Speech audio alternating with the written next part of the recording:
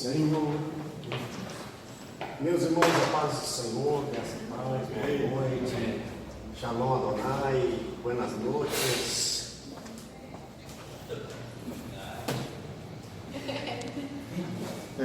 Nós vamos entrar hoje. Eu estava falando mal do Ricardo, ele está aí, ó. Pode falar. Vai ser, irmão. Está sentindo falta do Wesley, ele apareceu também. 1, 2, 3, 4, 5, 6, 7, 8, 9, 10, 11, 12, 13, 14, 15. Nós estamos hoje com 16, 17, 18, 19, 21, 22, 23, 24, 25, 26, 27, 28 alunos, tá? No ano que vem eu estou pensando até ver se a gente consegue fazer 2 turmas. Uma turma de segunda e para quem não pode vir, ao sábado à tarde. Para os irmãos que querem, para o seu pastor Devair, a Mané, Belele, o Adiel agora que mudou de turma, a Natália, né? E outros que não estão podendo vir devido ao seu horário de trabalho. Aí a gente vai estudar essa possibilidade aí, caso eles não mudem, a gente fazer os 2 horários, aí os irmãos escolhem aquilo que fica melhor, tá bom?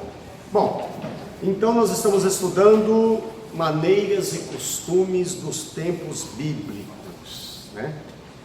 Bom, uma coisa que a gente tem que saber diferenciar, irmãos, é o que muita gente por aí não sabe, 2 palavras totalmente diferentes: princípios e costumes. Porque princípio é uma coisa, costume é outra coisa. Os princípios, a gente tem que entender que a Bíblia tem princípios e a Bíblia tem costumes. Os princípios, eles são eternos, eles não mudam, tá? Vou dar um exemplo: não matarás, é um princípio eterno.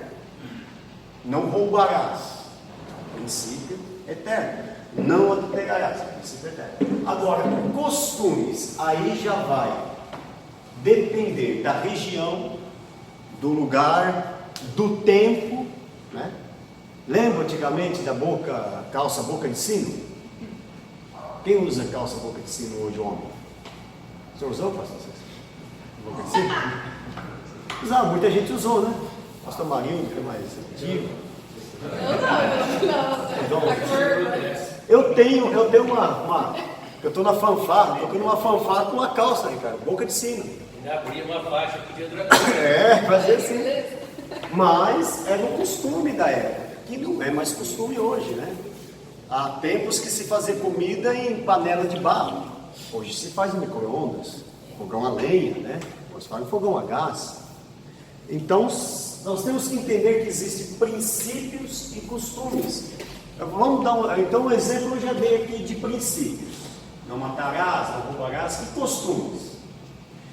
O caso aí de, por exemplo, que a gente pega lá de Corinto, da igreja de Corinto, quando Paulo diz assim, olha, que as mulheres, quando vão na igreja, que elas usem o véu. Por quê? Porque as prostitutas, nós falamos sobre isso aqui, só estamos relembrando, mas como faz parte dos costumes, só para a gente lembrar. As mulheres rapavam a cabeça, as prostitutas rapavam a cabeça, então elas chegavam na igreja com a cabeça raspada.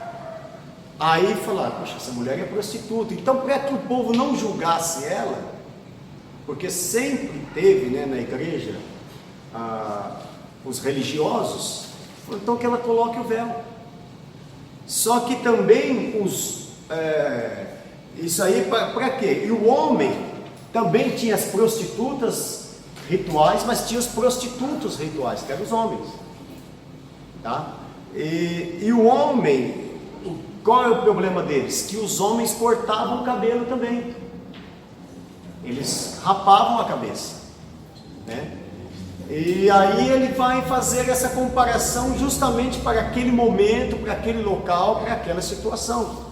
O que já mudava no tempo, lá muitos anos atrás, em Israel, isso é em Corinto. Corinto é uma igreja da Grécia, né? Não tem nada a ver com Israel. Em Israel, quem usava véu? As prostitutas. Olha, na época. E as moças, quando iam se casar, que já estava separado, usava o véu, mas as prostitutas também usavam véu. Se você olhar inclusive em Gênesis 38, versículo 15, vai falar de Judá. De Judá, lembra que uma mulher estava sentada, né, com a cabeça, com o rosto encoberto, e era a própria nora, né?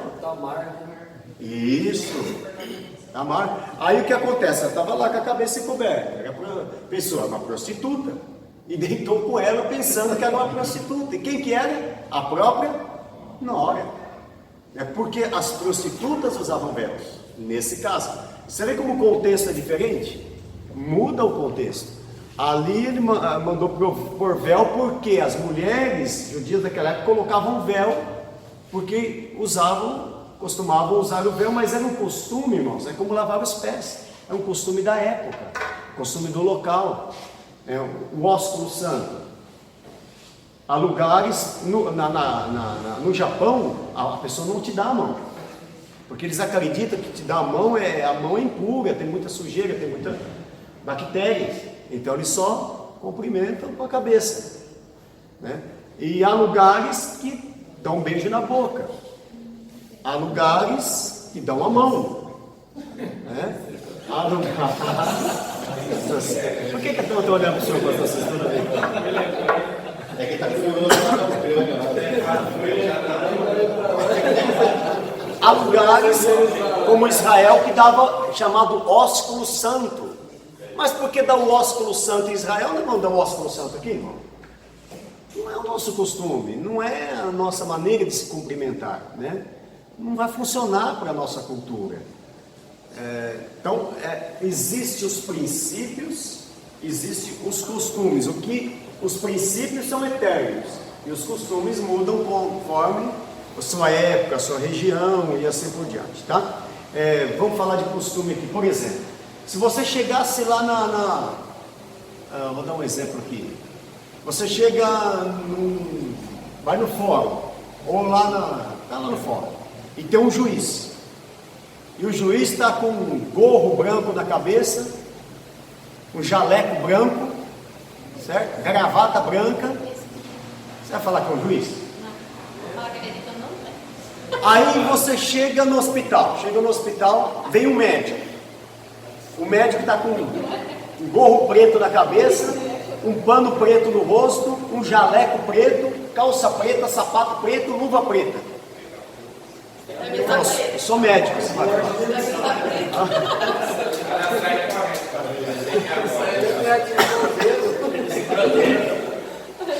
E se eu falar para você que tem país que o médico veste de preto? Tem país que ele veste de azul. Estados Unidos mesmo veste de azul, né? Então, se fosse o médico vestido de preto, você fala, é o anjo da morte. O nosso contexto é diferente de outro contexto. Por exemplo, se fosse assistir um jogo de futebol e todo jogador estava de sapato, terno e gravata jogando bolas. Você vai falar, é um jogo de futebol? Porque foge do contexto, né? Então, existem os seus contextos. Teve um pastor que quis mudar o contexto do país que ele estava. Ele chegou lá, numa tribo indígena, inclusive. Foi ele e a esposa mandados para a tribo indígena. Aí chegando lá, as mulheres não usavam roupa da cintura para cima. Tá? Não usavam roupa da cintura para cima. Aí a esposa já começou a ficar enciumada. Ó, você está olhando demais já, hein? Você está olhando muito, mas vou olhar para onde e tal. Aí conseguiram umas roupas, fizeram uma campanha e falaram para as irmãs, olha irmãs, a gente gostaria de pegar, mas dá para vocês usarem blusa, vir com a blusa, com a camiseta que nós doamos? Não, dá. Aí elas queriam ouvir a Bíblia, queriam ouvir a palavra, foi tudo de blusa no culto. Chegaram no outro dia, todas elas estavam de camiseta. Só que no lugar do seio fizeram um buraco na camiseta e colocaram o seio para fora. Porque só as prostitutas lá escondem o seio, que é para provocar os homens. E elas se provocam escondendo o seio. Então, são as culturas, tá? Aqui nessa aula também vai falar sobre alimentação. Eu vou pincelando um pouco de cada coisa aqui. Alimentação. E um dos alimentos Jesus comeu, né? Jesus comeu peixe. A Bíblia mostra um lugar aí que Jesus estava comendo peixe. Os judeus não comiam carne de porco, né? E outras carnes como coelho, animais com as patas fendidas, tá? E até hoje não comem. Por quê? Porque a carne de porco Deus ele tinha uma preocupação com a saúde do seu povo também. E o porco era um animal imundo mesmo naquela época. O provérbio chega até a dizer, né, que a porca depois de limpa volta ao esponjador de lama. E trazia muitas doenças. Então havia uma preocupação na época da parte de Deus e também na lei para que não comessem esse tipo de alimento. Hoje, quando Paulo chega para a igreja a igreja lá, os romanos, ele vai dizer, olha, comei de tudo que é amassou. E os romanos que ele mais come, quem é deitado desde aquela época, é carne de porco. Por quê? Porque ali Jesus, ele estava se referindo, né, o que fala a Bíblia, que entra pela boca do homem não condena, mas que sai.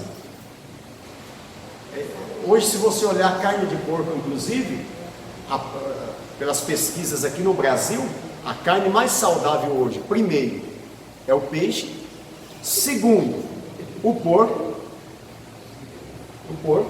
terceiro, a carne de vaca, e o último hoje é o frango.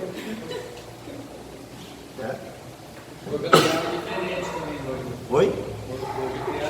Diferente daquela época, né? E um dos alimentos muito utilizados era o azeite, né? O azeite, como era produzido? Alguns irmãos aqui já até sabem, conhecem, né? Era colocado em sacos, colhia azeitona, colocava em sacos. Esses sacos eram amontoados e vinha uma prensa. Era colocado um peso nessa prensa, né? Seria como se você fizesse amontoados assim de sacos. Aqui tinha um peso na ponta, né? E aqui eles iam colocando o peso. Primeiro colocava 3 pesos, um peso aliás, e espremia e aqui saía o óleo, ok? Esse primeiro óleo, tá? Para que ele servia?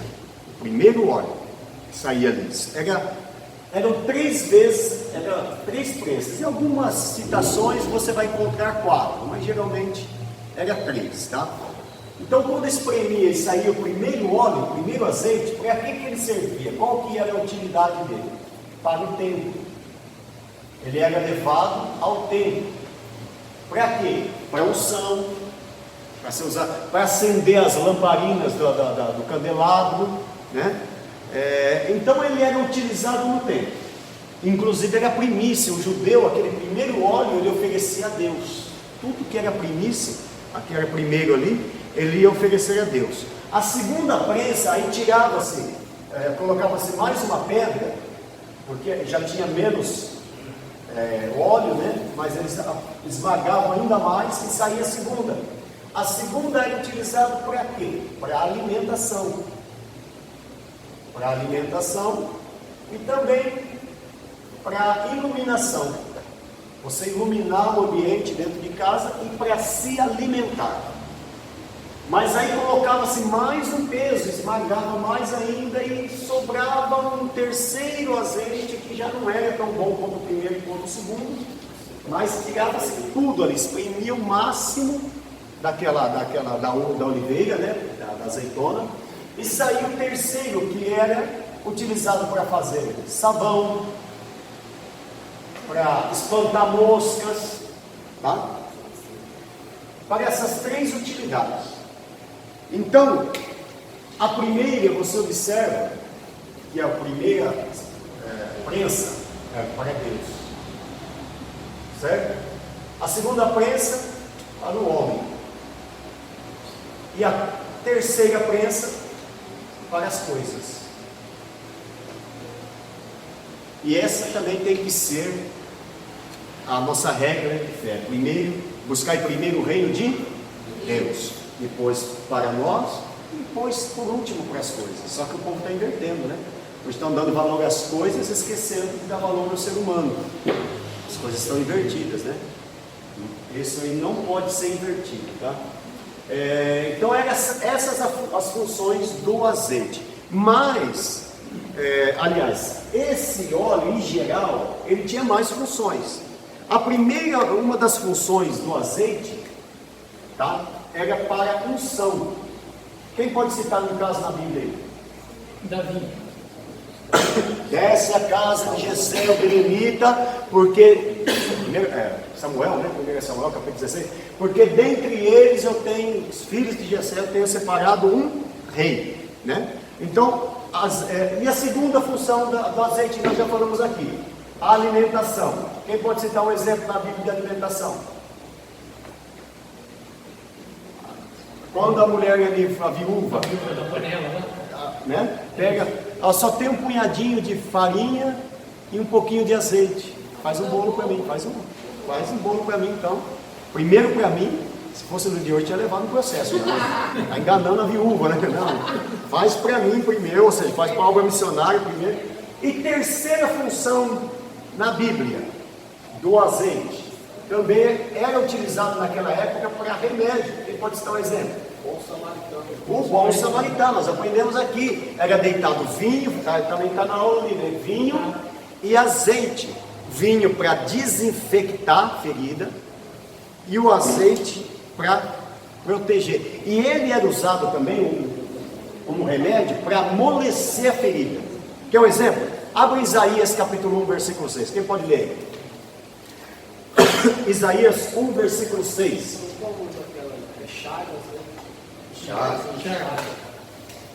Olha para que servia. Isso. Depois alguém já deixa aberto em Salmo 104, versículo 15. Aí, você estava falando mal do Ciro, ele aí, ó. 104, versículo 5. Alguém já deixa aberto aí. Versículo 15, aliás, perdão. Quem achou Isaías 1,6?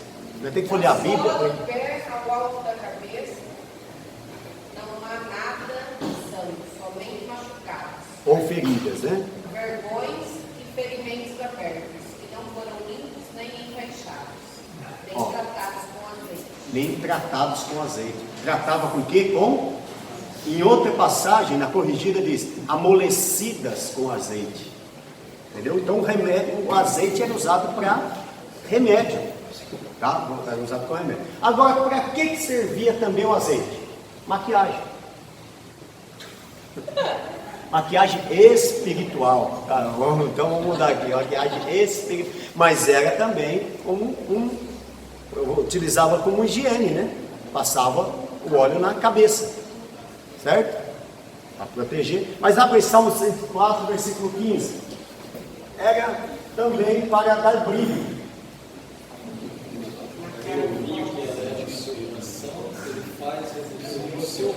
Ó, ele faz reluzir o seu rosto com azeite. Maquiagem espiritual. Concorda? Tá. Mas para que mais servia? Combustível. Né? Combustível. Quem pode dar um exemplo? 10 virgens. As 10 virgens. Faltou azeite para lâmpada, né?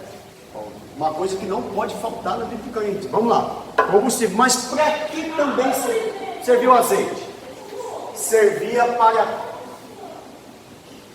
proteção. Esse aqui você não vai conseguir dar uma ideia. Proteção na guerra. Vamos ver, não está na Bíblia? Abre em 2 Samuel. Davi tem que ser Miguel tinha que ser Davi, né? Por aí. 2 Samuel, capítulo de número 1, versículo. Na pedra? Quase. Não, falar de guerra. Quase na pedra. 2 Samuel 1, 21. Não saúde, né? O que diz aí? Vós montes de Jeová, nem a orva, nem orvalho, nem chuva cai sobre vós e sobre os vossos campos de oferta alçadas, pois aí desprezivelmente foi forjado o escudo dos valentes e o escudo dos talentos. Isso. E vai dizer assim, ó, como se fora ungido com óleo, no finalzinho do versículo, é isso? Como se fora ungido. Por que se fala O isso? meu está como se não. Aham. Como se não fora Como ungido se com não óleo. for ungido. Ou seja, é como se o escudo dele não tivesse sido ungido com óleo.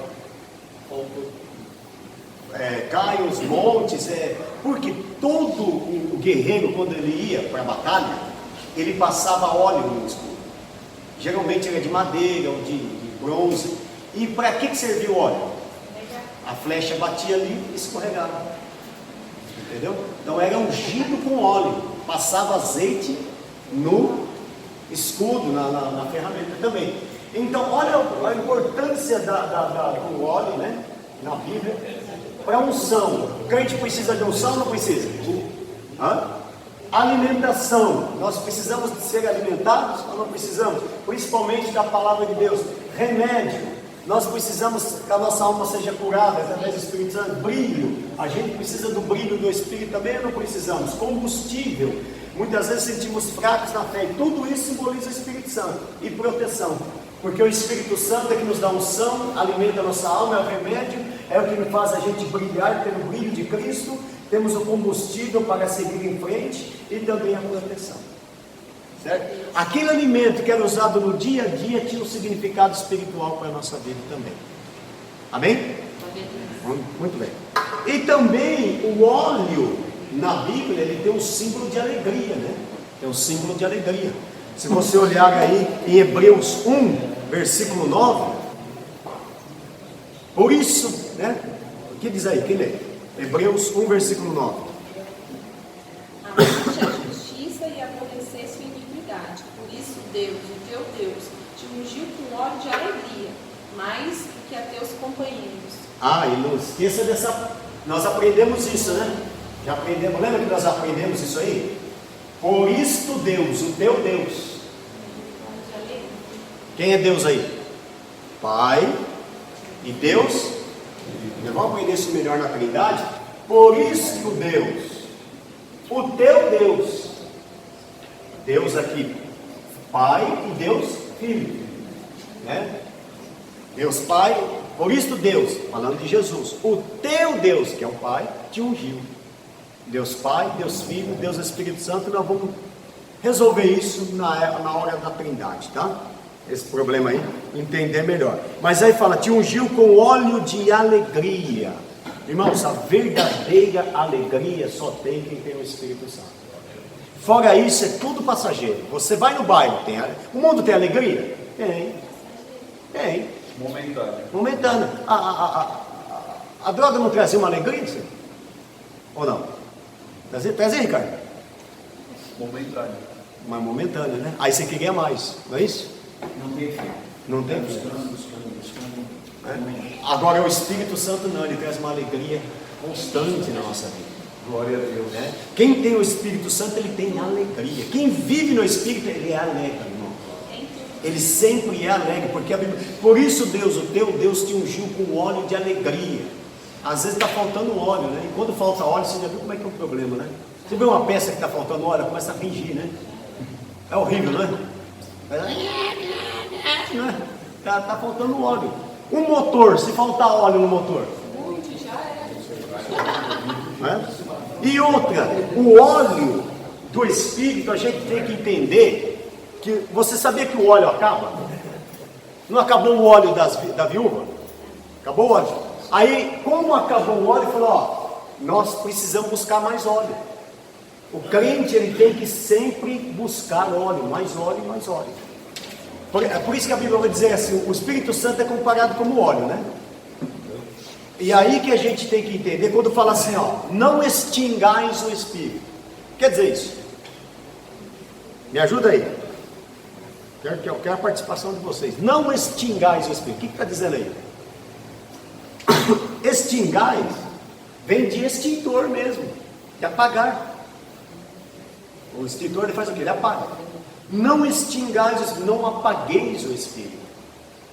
E como a gente apaga o Espírito? Quando a gente se afasta de Deus, da palavra de Deus, afasta da comunhão com Deus, do jejum, da oração, da santificação, da leitura da Bíblia, a gente está apagando o Espírito. Então o que acontece? O óleo é a mesma coisa. A gente tem um óleo dentro de nós. Você sabia que esse óleo pode ficar velho? Se a gente não renovar ele? Tem hora que ele não tem mais efeito. A gente precisa de um óleo novo. A gente tem que estar sempre tocando óleo, renovando o óleo. O carro não é assim? É? Quer ver na Bíblia, se eu estou falando demais? Aqui, ó. Salmo 92, versículo 10. Quem pode ler aí?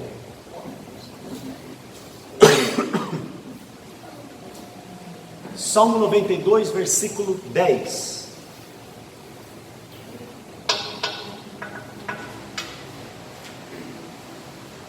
O que achou?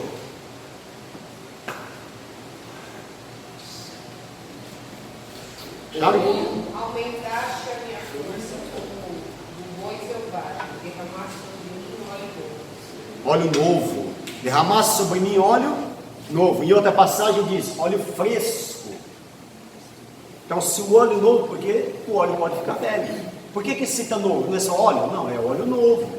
A gente tem sempre que estar com o óleo novo. O óleo não pode ficar velho, irmãos. A gente tem que sempre ter o óleo, sempre ter reserva, sempre estar buscando o óleo, né? Sempre estar se enchendo do óleo, se revestindo.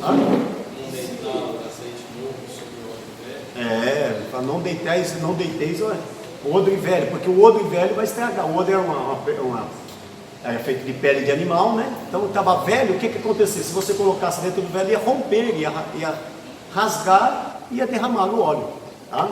E chegar mal também podia estragar o óleo, ok? Bom, vamos deixar, se a gente ficar aqui no óleo, a gente vai ficar no óleo a noite inteira, tá? Aí, É que nem quando você está em bebê, só fica no óleo. você vê o caso de Azer, por exemplo, né? Uma das bênçãos que Moisés falou para Azer, né? Azer falou assim para ele, ó: você vai ter os seus pés banhados em azeite. Tremendo, uma profecia. Seus pés serão banhados em azeite. O crente que tem o pé banhado em azeite, irmão, aonde ele passa, ele deixa a marca. Fica a marca do Espírito Santo. Falou, olha, aquele rapaz é crente. Aquela moça, né? Aquele rapaz é crente, ó, ele passa e deixa a marca, né? É o pé banhado em azeite.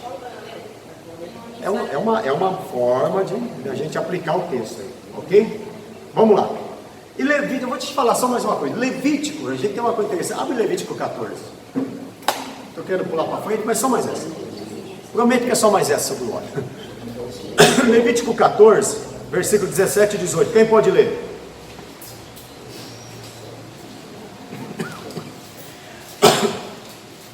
Levítico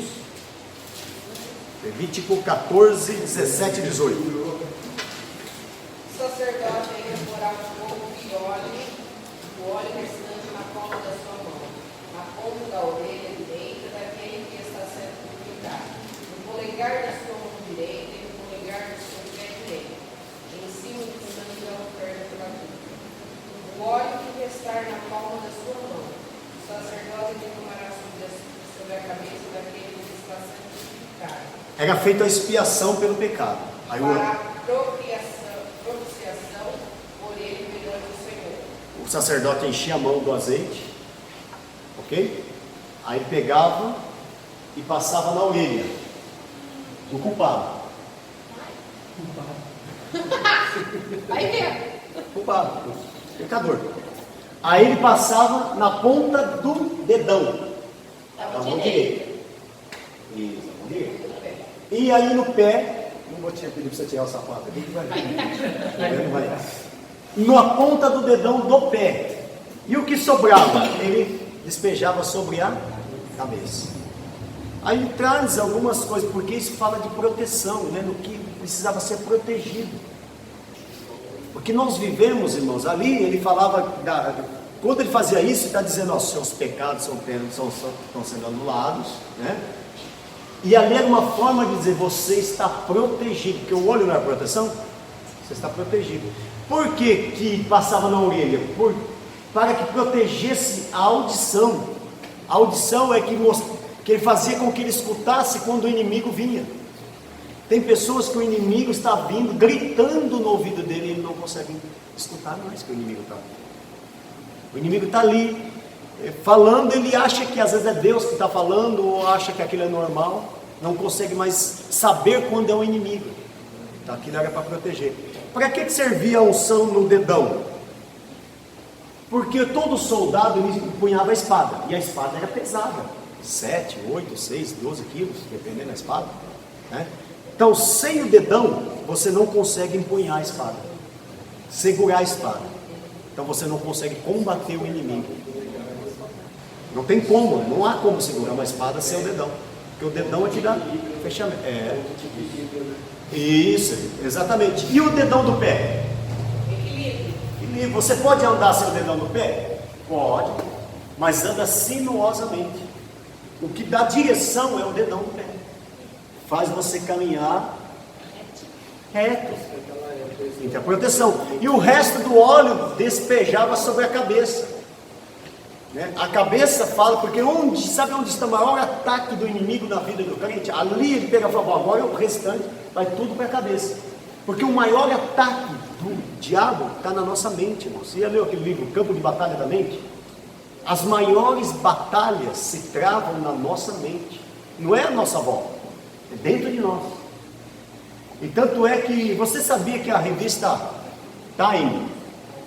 Seleção, uma das revistas mais conceituadas do mundo, está em mais dezenas de países, ela desenvolveu uma pesquisa, e a pesquisa diz o seguinte, que 90% dos problemas que nós temos, eles não existem. Não seria nem de dizer nós temos, eles não existem, a gente imagina ele, a gente inventa ele. Sabia que tem pessoa que sofre por antecedência, né? Projeta aquilo ali, vive aquilo ali. Outro dia aconteceu isso com uma irmã, ela até contou esse testemunho, eu tomo essa liberdade de falar. Aconteceu um fato com ela, só que aquele fato podia desencadear um outro problema, só que não desencadeou. Só que ela viveu o problema como se tivesse acontecido e caiu quase que em depressão. E o problema não tinha acontecido. Aí uma irmã, psicóloga, passou a pastora Rode, falou para ela, falou, olha, você viveu o problema como se ele tivesse acontecido, e não aconteceu. E você caiu em depressão por um problema que na verdade nem chegou a acontecer. Então a maior batalha, gente, é por isso que o Salmo 23 vai dizer o quê? Unge a minha cabeça com óleo, e o meu cálice transborda, né? Eu falei aqui, lembra que eu falei que passava o óleo na cabeça da ovelha para proteção, proteger da ferida, proteger que ela dava cabeçada, né? Então o óleo era passado na cabeça da ovelha para ela não vir ferida, não vir bactérias, né? E assim por diante, tá bom? Mas vamos deixar de falar um pouquinho de óleo agora. Vamos falar da roupa, como que era a roupa naquela época. Nós falamos aqui que conforme o tempo vai passando, as roupas vão se mudando, né? Vai mudando. Hoje existe roupa que não precisa passar, né? Lembra daqueles ferros com carvão dentro, que você tem que passar? Vai chegar um tempo que vai ter que, o ferro vai ficar de lado. Tem muita roupa hoje que não passa mais, né? Que não precisa passar. Tem alguma lá? Tem? Que não precisa passar? Vai acabar com o ferro elétrico também, vai acabar com muita coisa. Mas eu lembro que era no ferro carvão. Põe carvão dentro dele para passar. Eu não passei ferro carvão. Sou velho, irmão. Sou velho, eu passava no ferro, queimava, que subia um vapor, queimava tudo à mão. Eu trabalhei com aquele torrador de café também, que queimava a mão também, que era uma beleza.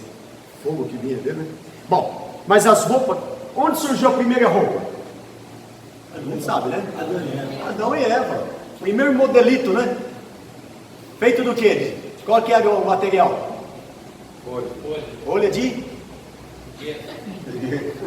Folha de figueira. Quanto tempo toma uma roupa de folha de figueira? Nossa, imagina ficar machucado. Um dia. 3 dias, murchado. Aí Deus faz o quê? Mata um cordeiro, né? E põe uma roupa de pele de cordeiro. Quanto tempo dura uma roupa de pele de cordeiro? Muito mais. Vai durar muito mais, né? Então, aí nós temos o versículo de Deuteronômio 22, 5. Todo mundo conhece 22, 5. Diz o que lá? Nem vou ler porque você já conhece, tem nome salteado. Não usará roupa de mulher e homem, e não usará roupa de homem e mulher. Agora, como a gente sabe, na cultura judaica, e Deus estava falando isso para os judeus, né? Para os hebreus, na época aqui não eram nem judeus, eram os hebreus. Como que eu sei que era uma roupa de mulher? Sim. E como que eu sei que era uma roupa de homem? Explica. É. Pelo símbolo. Pelo símbolo. Pelo perfil da... Um dos, né? Isso. Um dos é pela maneira que você fechava. Quando ela era aberta, né? E se ela não era aberta? Como que eu sei que era roupa de homem e de mulher? Era Outros assim. falam que era também, que não era roupa externa, era roupa íntima. A roupa íntima. Na verdade é assim, ó, o homem, vamos supor que isso aqui é um homem, tá? Isso aqui é uma mulher. É simples assim. A roupa do homem, ele tinha roupa íntima, certo? A roupa de baixo, que era uma tanga, era a roupa de baixo. Aí depois ela tinha uma outra roupa mais leve, e por cima a capa ou a túnica, e o cinto que prendia. Ok? Tá. A roupa do homem, ela vinha até aqui, ó. Até na altura da canela aqui, tá? A roupa do homem, ok? E era uma bata, era uma túnica, era tipo um vestido, ok? E a roupa da mulher vinha até o joelho. Então, a roupa da mulher até o joelho e do homem até embaixo. Era assim que você sabia. O homem não podia usar uma roupa de mulher, que era essa, e nem a mulher uma roupa de homem, tá? Que era esse, como uma túnica, um vestido. Imagina um vestido. Jesus usou uma túnica, um vestido. E aí, quando ela era aberta, como o pastor Amarildo explicou, a do homem fechava para a direita, e da mulher para a esquerda. E até hoje na nossa cultura tem isso. Quer ver? Para onde você enfia a mão aqui? A mão direita ou a mão esquerda na sua camiseta? Na camisa? Qual que é? A direita? A sua é direita também? A minha é direita. E a sua? A direita? E a sua? Sim. Direita também? Você enfia a mão direita aí? É que não tem nenhuma blusa feminina aqui, não há, né? Mas toda blusa feminina, você vai observar, de botão, é na esquerda, você enfia a mão aqui, ó. A do homem é aqui. A da mulher é aqui. Toda blusa feminina, pode observar, quando você vê uma moça, fala, dá licença, deixa eu dar uma olhadinha aí. Vai olhar no botão, só não vai olhar no... Não foi boa essa colocação, né? É melhor cortar, não é? Precisava ficar até mais rápido na pressa, né? Para não pegar o outro. Mas você via pelo comprimento, né? Mas se a gente ficava com maior, meia menor, meia maior, Tinha o comprimento certo. É o comprimento que ia mandar, né? Não tinha muito problema com isso, pastor César, porque roupa era um negócio raro naquela época. Os pobres, geralmente os pobres só tinham uma túnica ou uma capa. Uma só. Que durava pelo menos 5 anos. Tá? Só uma. Se a roupa de um pobre rasgasse, era uma tristeza, uma angústia tão grande como se morresse alguém da sua família. O sentimento que ele tinha, se rasgasse uma roupa dessa, é como se alguém da sua família morresse. Porque ele só tinha aquela. E ele dormia com ela. Dormia. Ele andava. Não dava vontade de dia, dava de noite. Ele só tinha aquela. Pode dizer que os judeus eles usavam as suas vestes até lá no pé, porque se ele mostrava a canela era uma vergonha. Para o homem é. Você vê que Moisés, lembra da passagem de Moisés? Toma cuidado quando você subir no altar para que não veja. Só no pé. Não, o homem não podia mostrar de maneira nenhuma. Só tinha alguns casos. Qual é o caso? Mas deixa eu terminar aqui da veste. Então ele dormia com essa veste. Ele usava ela o dia todo, trabalhava com ela, saía. Não trabalhava com ela, tá? Se ele ia trabalhar, ele tirava ela, colocava no local e trabalhava com a parte de baixo, que era sem manga, e geralmente mais curta. Bem mais curta do que a outra, cobria toda a parte. Ele trabalhava com aquela roupa mais simples. Tá? Quando ele terminava o trabalho, ele colocava aquela veste, ia para casa e dormia com ela. Por que dormia? Por causa do frio. Era uma questão de sobrevivência, inclusive. Dormia porque era muito frio. Tá? Muito frio. E aí nós estamos falando, continuando aí das vestes. Você comentou aí para me lembrar? O judeu, ele vestia suas vestes, ele cobria até o pé, porque se ele mostrava a canela, era um sinal de... Uma das coisas que Deus sempre condenou na Bíblia, irmãos, uma coisa chamada nudez. Deus sempre condenou a nudez. E outra coisa que é condenada na Bíblia, além da nudez. Você lembra quando Pedro estava lá só de sunga e viu que era Jesus, o que ele fez? Pulou na água e sentiu vergonha, João. Quando Adão e Eva viu que estava nu, foi se esconder, sentiu vergonha, né? Então Deus sempre condenou. E tem uma igreja lá em Curitiba, sabia que tem uma igreja, que é a igreja chamada Igreja do Éden, que as pessoas entram nus lá dentro. Chegam lá, todo mundo tira a roupa, tem mais de 500 membros, viu? Está lá em Curitiba. Eles tiram a roupa e chegam lá, participam do culto nu, ele fala que ali eles estão vivendo o original. Pode pesquisar. Uma perguntador de responder, Você recebeu o convite, pastor? Então. Aí está indo contra a palavra de Deus, né? Porque o homem pecou, né? Aí fala, não, ali nós estamos vivendo a originalidade do Éden, mas como numa natureza pecaminosa? Aí, e também tem por aí a praia de nudismo, né? Quando nós fomos para Camboriú, lá do navio, tá, desse foto, vocês têm, eu passei para Beto Carreiro World, para a praia de nudismo, não vai dar muito certo não, mas tem praia de nudismo, naturalistas cristãos, né? É os naturalistas cristãos, que é praia de nudismo para cristão, inclusive, tá? E naturalista só também, ok? Então, Deus condena a nudez. O que Deus condena é a nudez, irmãos. E outra coisa que Deus condena é a lascívia. O que é lascívia? Na Bíblia, né?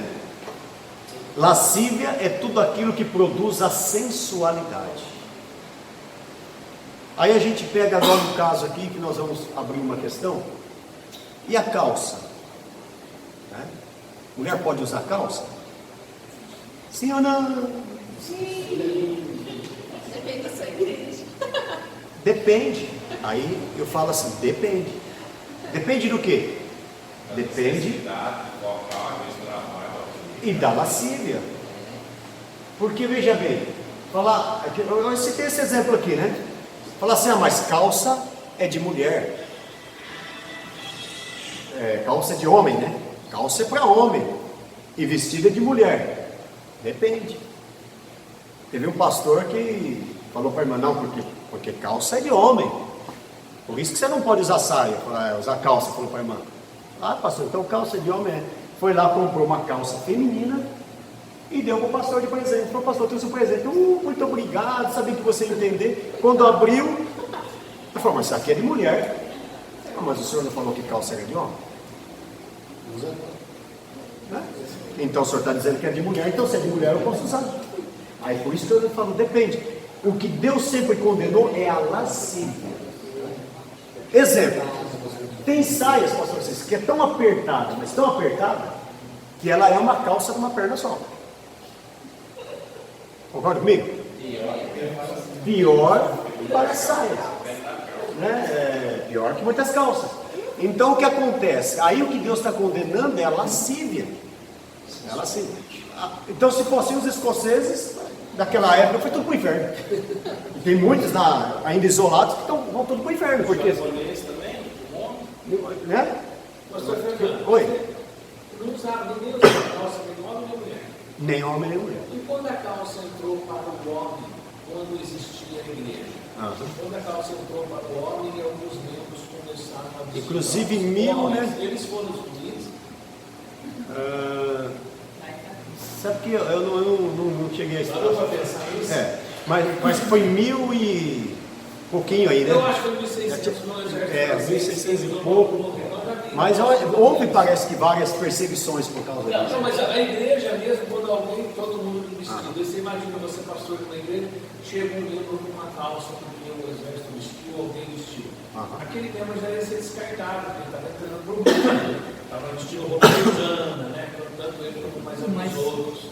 Mas será que essa tradição, essa influência do traje era mais cobrado antigamente ou foi cobrado